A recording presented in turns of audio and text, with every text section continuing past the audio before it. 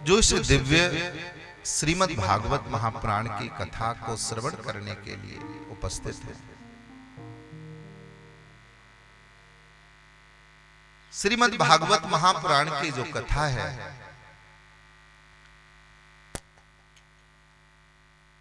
ये शास्त्रों के अनुसार सबसे बड़ा सत्कर्म है।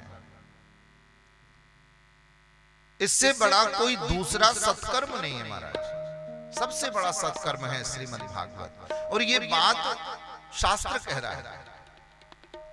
सत्कर्म सोचको नूनम ज्ञान यज्ञ स्मृतो बुधे। ये ज्ञान यज्ञ है, इसलिए यज्ञाद गर्जत शप्ता हो ज्ञाना ध्याना च गर्जति। इससे बड़ा कोई यज्ञ नहीं, ये महायज्ञ है। इसके एक एक पग पग पर महाराज अश्वमेध यज्ञों का पुण्य प्राप्त होता है। ये ज्ञान यज्ञ है। संसारिक जितने भी यज्ञ होते हैं वो देवताओं को बल प्रदान करते हैं, देवताओं को बलिष्ठ बनाते हैं, आपको पुण्यशाली तो बनाते हैं, लेकिन पुण्यों के बाद में पुण्यों का परिणाम क्या होता है? आप उन पुण्यों का क्या करते हो भाई? उसका भी कोई परिणाम होता है। जैसे गाय दूध देती है, अब दूध से हम दही बना लेते हैं। अब दही के बाद भी कुछ बन सकता है? बोले हाँ जी, दही को मथ के माखन निकाल सकते हैं। बोले उसको मथनेंगे तो उसमें से भी कुछ निकलेगा? बोले नहीं, उसमें से कुछ नहीं निकलेगा, वो तो अमृत है। ऐसे ही संसार के समस्त ग्रंथों का मंथन करके, संसार के समस्त धर्मों का मंथन करके, संसार के समस्त कर्म कांडों का मंथन करके, यज्ञों का मंथन करके परम भागवत भगवान वेदव्यास जी महाराज ने परम मंगलमयी से दिव्य श्रीमद् भागवत की रचना की और संसार को एक महापुण्य से अवगत कराया। इससे बड़ा सत्कर्म कोई दूसरा नहीं। अभी आप कथा के माध्यम से इस बात को सुनेंगे। जब भक्ति माता के दो पुत्र ज्ञान और वैराग्य वृद्धा अवस्था में यमुना के किनारे पर पड़े हुए थे, भक्तिमती माता भक्ति माता रो रही हैं। चारों तरफ माताओं ने झुंड बना रखा है, सांत्वना दे रही है, देवी चुप हो जाओ, चुप हो जाओ। और उस समय वहां पर नारद बाबा का आगमन हुआ संयोग से। नारद बाबा को देखते ही भक्ति महारानी ने हाथ जोड़ करके निवेदन किया,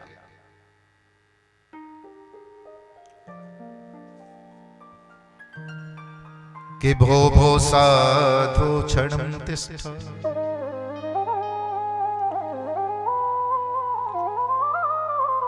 मच्चिन्तामपि नाशय दर्शनम् तव लोकस्य सर्वथा गहरम परम। देखिए प्रसंग बहुत सुंदर है, आप सुनिए ध्यान से। एक माता जिसके दोनों पुत्र बीमार हैं, और इतने बीमार हैं कि वो होश नहीं है उन्हें, रो रही है मां। और माता ने महात्मा को देखा, महात्मा के सामने हाथ जोड़ करके भक्ति महारानी ने निवेदन किया, है महात्मा दर्शनम तव लोकस्य सर्वथा गहरम परम। मैंने तो ऐसा सुना है, शास्त्रों का ऐसा वचन है कि अगर संत का दर्शन हो जाए तो समस्त पातक टर जाते हैं। संत दर्शन जिसमें पातक टर ही, बाबा गोस्वामी तुलसीदास जी कह रहे हैं, शास्त्र कह रहा है, बोले संत का दर्शन हो जाए तो सर्वथा गहरम परम, सारे घर, सारे पाप, सारे कष्ट दूर हो जाते हैं। और मैं संत का दर्शन कर रही हूं और फिर भी मेरे कष्ट दूर नहीं हो रहे। हे महात्मा, आप कृपा करके मेरे पुत्रों पर दया करिए, मेरे पुत्र ठीक हो जाए, मेरी संतान ठीक हो जाए। अब ध्यान दीजिए, नारद जैसा देवर्षि नारद, देवताओं में परम श्रेष्ठ ऐसे ऋषि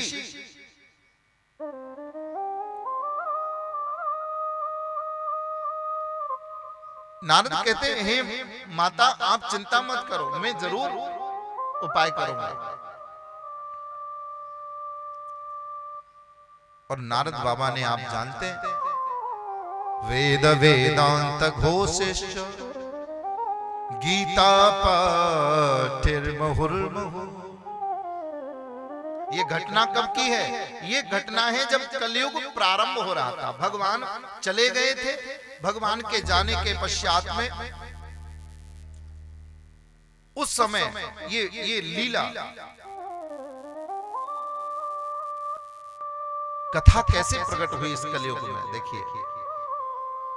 नारद बाबा ने वेद का पाठ किया, माने दही खिलाई, वेदांत का पाठ किया, घी खिलाया, लेकिन दूध दही घी खाने के बाद में भी बात नहीं बनी।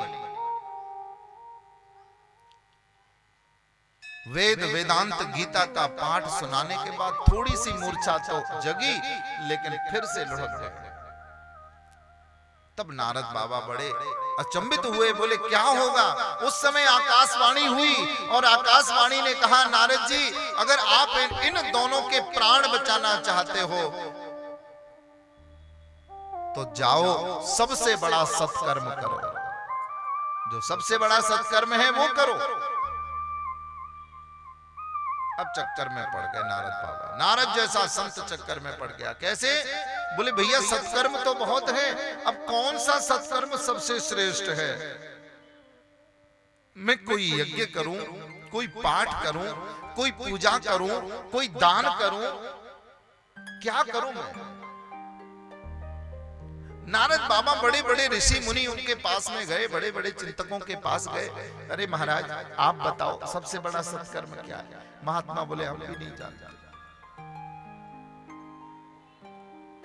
बहुत सारे ऋषि मुनि महात्माओं से पूछा, लेकिन नारद को कोई बता नहीं पाया कि सबसे बड़ा सत्कर्म क्या है। बोले भैया स्वयं नारद बाबा नहीं जानते तो हम कैसे जाने? और उस समय नारद बाबा को बद्री का आश्रम जाना पड़ा, बद्रीनाथ धाम चले गए। और बद्रीनाथ धाम में जहां पर भगवती माता सरस्वती की धारा प्रवाहित होती है, ऐसे शम्या प्रास में जहां भगवान वेद व्यास जी का स्थान है, ऐसे बद्रीनाथ में जहां पर ब्रह्मा जी के मानस पुत्र सनक सनंदन सनातन सनत कुमार चारों भाई दिन रात सत्संग कथा और तप में लीन रहते हैं। नर नारायण की जो ऐसी तपस्थली है, ऐसे दिव्य बद्रीनाथ धाम में नारद बाबा रोते रोते पहुंचे, दुखी मन लेके पहुंचे। भाइयों ने देखा, सनातन सनत कुमारों ने देखा, अरे भैया नारद तू दुखी क्यों है, उदास क्यों है? अरे संत के चेहरे पर उदासी अच्छी नहीं लगती।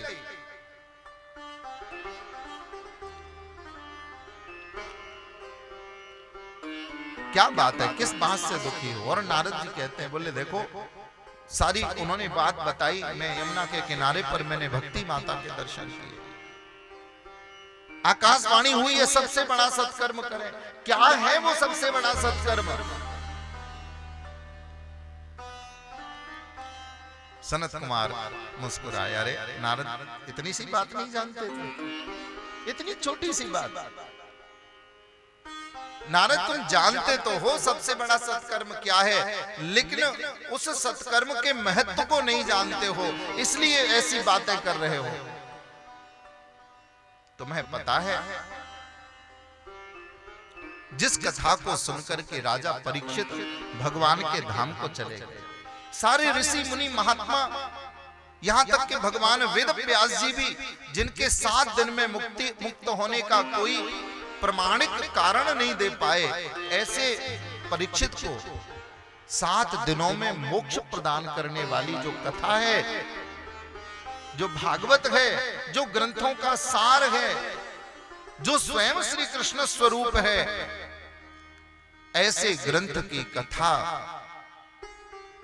सत्कर्म सूचको नूनम ज्ञान यज्ञ स्मृतो बुधे। एक ज्ञान यज्ञ है और ये ज्ञान यज्ञ ही सबसे बड़ा यज्ञ है। नारद बाबा समझ गए, क्योंकि यद वैष्णवानाम धनम, ये जो कथा है ये वैष्णवों का धन है महाराज, ये वैष्णवों का खजाना है।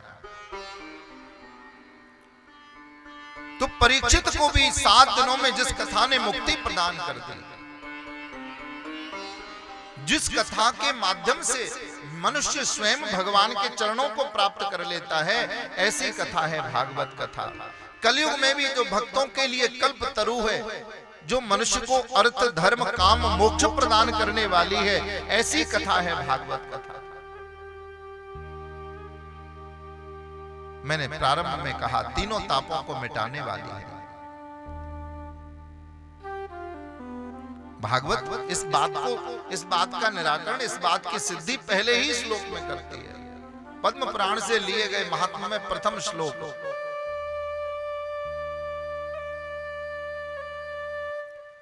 कि सच्चिदानंद रूपाय विश्वोत्पत्त्यादिहेतवे तापत्रय विनाशाय श्री कृष्णाय वयं नुमः।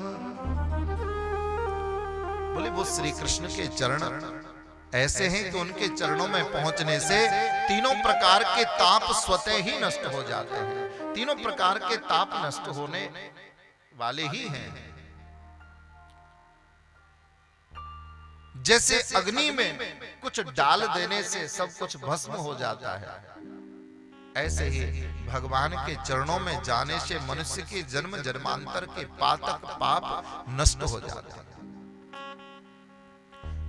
ऐसे तापत्रय विनाशाय श्री कृष्णाय वयं नमः, ऐसे तीनों प्रकार के तापों का विनाश करने वाले श्री कृष्ण को हम सब मिलकर के नमस्कार करते हैं, प्रणाम करते हैं, वंदन करते हैं। और अकेले कृष्ण को नहीं, श्री कृष्णाय, श्री कौन है? बोले श्री सहिताय, श्री राधा सहिताय, श्री जानकी सहिताय, श्री कृष्णाय वयं नमः, श्री रामाय वयं नमः।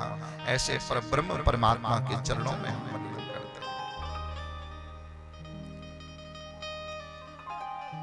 परम भाग्यशाली होते हैं वो लोग जो कथा सुन पाते हैं, और उससे भी भाग्यशाली सद्भाग्यशाली होते हैं वो लोग जो स्वयं तो सुनते ही हैं और दूसरों को भी सुनने का सौभाग्य प्रदान करते हैं। ऐसे श्री राजा राम सरकार सेवा समिति ने अपने सुहृदयता से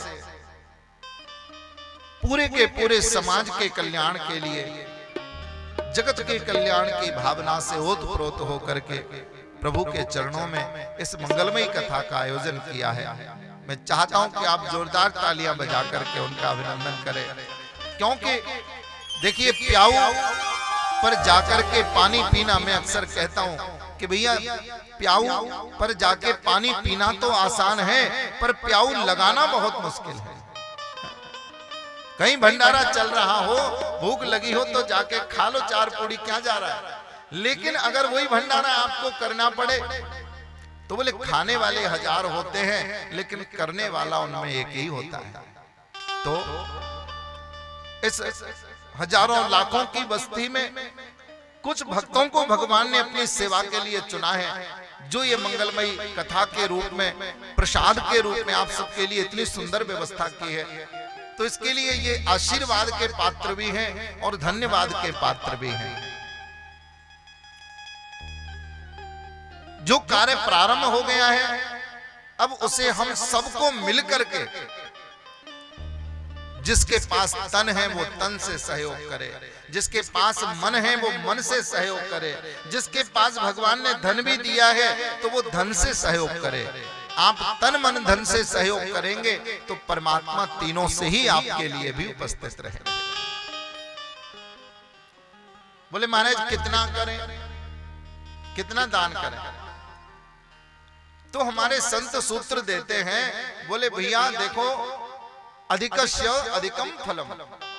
एक रोटी खिलाओगे तो एक रोटी का पुण्य मिलेगा, 4 रोटी खिलाओगे तो 4 का मिलेगा। अब ये आपकी सामर्थ्य के ऊपर है। आपको एक बात ये भी है कि भैया आप बैंक में कितना जमा कर रहे हो, बैंक वाले कुछ भी रिटर्न देंगे उसी के आधार पर देंगे। भगवान जो कुछ भी हमें प्राप्त हो रहा है वो हमारे कर्मों से अगर मिल रहा है, तो हम जो कर्म करेंगे, जो दान करेंगे, जो पुण्य करेंगे, जो सत्कर्म करेंगे, जितना करेंगे उतना उस रूप में हमें वापस मिलेगा। लेकिन वापस मिलने के भाव से आपको दान नहीं करना, पुण्य नहीं करना, सत्कर्म नहीं करना, निश्चल भाव से, परमार्थ के भाव से, परोपकार के भाव से, बिना बदले में लेने के भाव से, हाँ, स्वार्थ वशीभूत होकर के नहीं, निश्चल भाव से आप भगवान की सेवा में सच्चे हृदय से लग जाइए। फिर देखिए भगवान कैसी कृपा आपके ऊपर करते हैं। गोविंद की अद्भुत कृपा, मंगलमयी ये कथा। नारद बाबा को पता चल गया कि सबसे बड़ा सत्कर्म है भागवत। भक्ति महाता के चरणों में उपस्थित हुए, हाथ जोड़ के बोले, हे माँ ये तो बताओ कि आपके संग ये अनहोनी हुई कैसे? आप तो बिल्कुल युवा दिख रही हैं और आपके जो दोनों पुत्र हैं ये दोनों के दोनों वृद्ध हैं, बूढ़े हो गए हैं। माता भक्तिमती माता रो करके नारद से कहती है, हे नारद, घटते जरठा माता तरुणो तनया विति। अगर मां वृद्ध हो और बेटा जवान हो, पुत्र जवान हो तो अच्छा लगता है, लेकिन बेटा बूढ़ा हो जाए और मां युवान बन जाए तो शोभनीय नहीं है। भक्ति महारानी कहती है, बोली यही मेरा दुख है। पहले मैं भी बूढ़ी थी, ज्यादा दुख नहीं था, लेकिन मैं संसार में भ्रमण करते हुए भगवान के निज धाम वृंदावन में आई, ब्रज में आई। भक्ति की जो उत्पत्ति शास्त्र कहते हैं वो दक्षिण में कही गई है। उत्पन्ना द्रविड़ेशाहम् वृद्धिं कर्णाटके गता क्वचित् क्वचिन् महाराष्ट्रे गुर्जरे जीर्णता। हर प्रदेश में गई, दक्षिण में प्रकट हुई, फलती फूलती हुई चली। कर्नाटक में भी भक्ति महारानी का खूब पालन हुआ, लेकिन जैसे गुजरात प्रदेश में भक्ति आई, धीरे धीरे धीरे धीरे भक्ति का प्रभाव घटता गया। उस समय का समय ऐसा था। आज के समय में गुजरात भक्ति में कम नहीं है, गुजरात भी भक्ति में बहुत आता, लेकिन उस समय भक्ति महारानी जब बूढ़ी हो गई तो धीरे धीरे भगवान के धाम की ओर चली और साहब अपने उत्तर प्रदेश में आई। प्रेम से कहो श्री। जैसे यहां आई ना तो उनके जीवन में नवीन भक्ति का संचार हुआ। हम लोग तो पैदाइशी भगत होते हैं ना, क्योंकि इस उत्तर प्रदेश में हमारे इष्ट ने 2-2 रूपों में अवतार लिया, जो सबसे ज्यादा प्रसिद्ध हैं, एक राम और एक कृष्ण। तो राम जन्मभूमि भी हमारे यहाँ पर है और भैया कृष्ण जन्मभूमि भी हमारे यहाँ पर है। हमने दोनों की संस्कृति को देखा है, हमने राम जी की मर्यादा भी देखी है, तो भगवान श्री कृष्ण की लीला भी देखी है।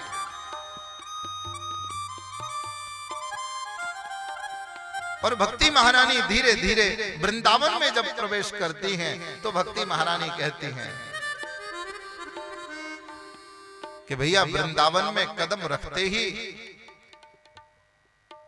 एकदम से मुझे नया रूप प्राप्त हो गया। वृंदावन पुनः प्राप्यम नवीनेव स्वरूपिणी। वृंदावन की रज, संतों के चरणों की रज, उनके चरणों की धूली जब मुझसे लगी, मेरे शरीर से लगी, मेरे सारे रोग मिट गए, मैं पुनः नवीन हो गई।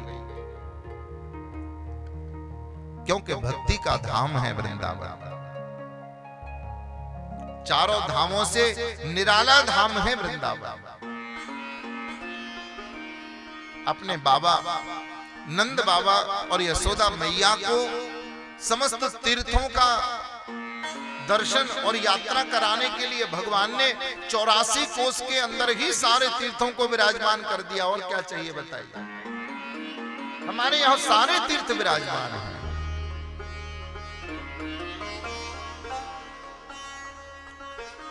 ऐसे श्री धाम वृंदावन में भक्ति महारानी आई, वृंदावन की महिमा गाती हैं कि वृंदावन के वृक्ष को मर्म न जाने को, जहां डाल डाल और पात पात पे श्री राधे राधे हो। जहां की डाली डाली पत्ता पत्ता पवित्र है, क्योंकि हर वृक्ष लता पता भी किसी महात्मा किसी सिद्ध संत का स्वरूप है। भगवान जब इस ब्रज भूमि में अवतरित होने के लिए आ रहे थे तो जितने भी देवता थे सब ग्वाल बाल बन गए। देवियां थी वो गोपियां बन गई। कुछ देवता बच्चे तो कोई मोर बना, कोई पक्षी बना, कोई बंदर बना, जिसको जहां जगह मिली बन गया। बहुत सारे महात्मा भक्त ऐसे भी बच्चे हाथ जोड़ के ब्रह्मा जी से बोले महाराज हमें भी कुछ बना दो, हम भी बनना चाहते हैं, भगवान की लीला में सम्मिलित हो जाए।